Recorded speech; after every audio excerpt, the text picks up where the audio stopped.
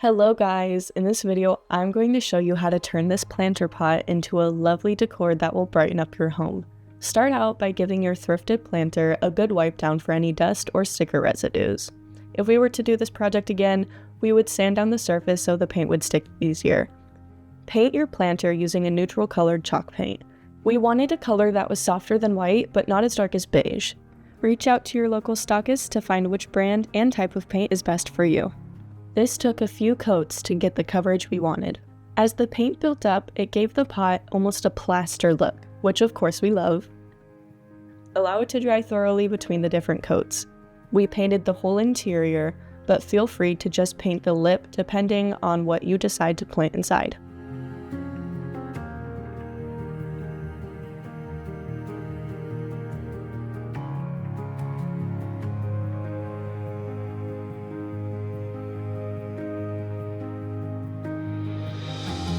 Once dry, support your planter so you can get as flat and stable surface as you can for stamping. We pulled out our IOD silicone blades to help balance the pot, but you can use whatever you have handy. Because of the texture we built up on our surface with the chalk paint, you want a juicy ink pad, so we recommend filling it before you get started.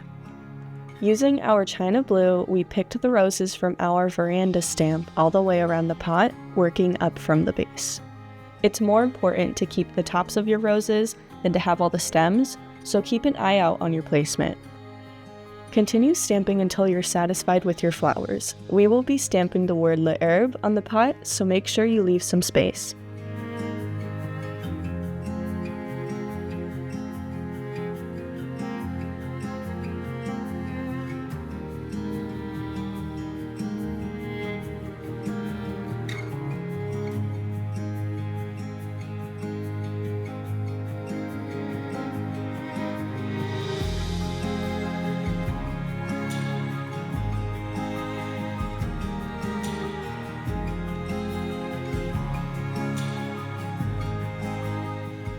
Take out another IOD stamp pad, this time with black ink. Don't forget to give your bottle a shake before you refill so the pigment is properly distributed.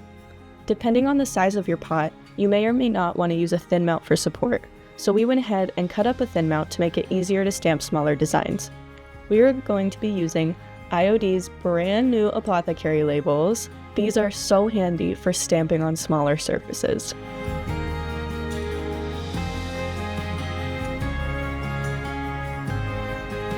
Align your letters best you can and stamp firmly to get good contact.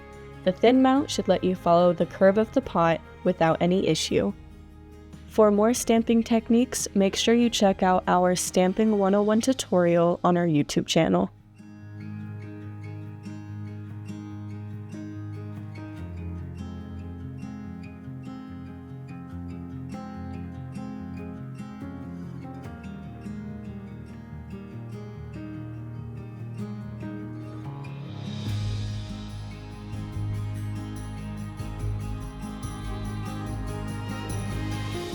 The word we chose for this pot has an apostrophe, and I personally think it makes it a little bit trickier to use the thin mount, so feel free to use your fingers if it's too small to try to balance.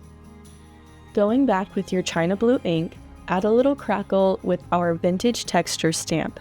Remember, you want to tap the stamp onto the surface rather than pressing it firmly for a more natural look.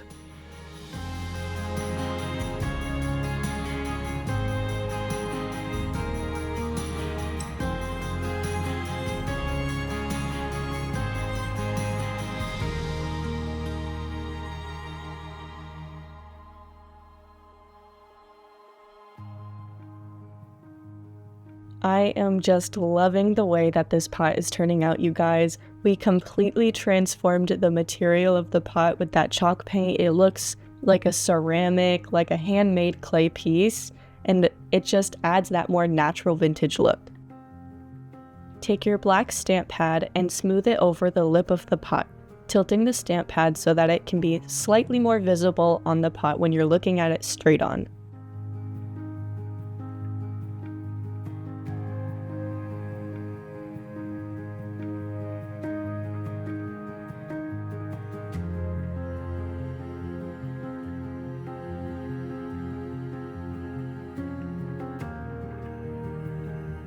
Finish it all off with a coat of clear wax. Your local stockists can help you find the best brand and type of wax sealer for your project.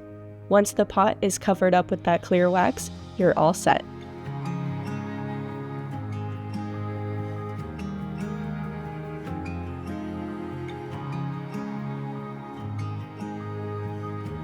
This project was so fun to work on, and we hope your projects are just the same. Like and subscribe for more home decor tutorials.